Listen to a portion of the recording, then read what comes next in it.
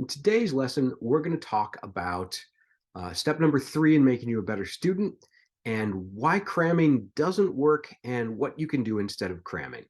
Now, let's just think about that for a second and what that really means when I say cramming doesn't work. Cramming for a quiz or a test can get you a pretty good grade on that quiz or test, but it's not very good at getting the information into your brain in the long term. And you really do want to retain that information for future quizzes, future tests. A lot of material in many, many classes is cumulative. Even in a history class, if you learned about something that happened in the 1600s, the concepts from that might be applicable in the 1800s. So cramming is not a great way to study. It's also not the most efficient way to study. So what we're going to be talking about today is something called spaced learning, also known as distributed practice.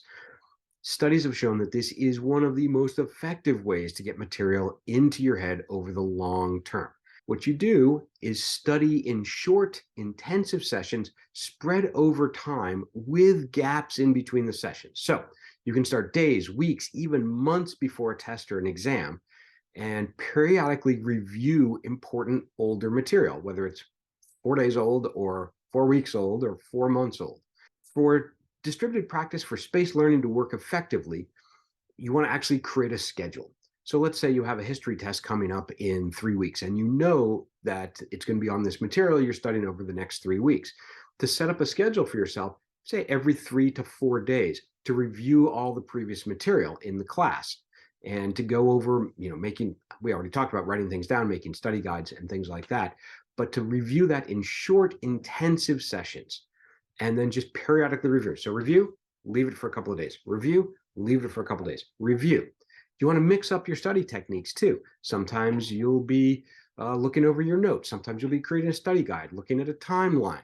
All these different types of techniques that you would use. Normally you want to mix up. And that spaced learning where you learn it, you give some space, you relearn it, you give some space and you relearn it, really gets the information into your head incredibly effectively.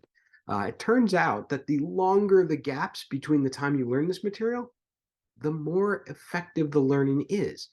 Here's the other key. If you do spaced learning in these short intensive sessions over a longer period of time, you're probably going to end up spending less time, or certainly no more time than you would cramming all night before a test or a quiz, but you'll have that information ingrained in your brain much, much more effectively. Next time, I'm going to reveal to you 2 of the most effective study techniques that you can do to prepare in any class. Now, these techniques can be part of your regular distributed practice, and they should be.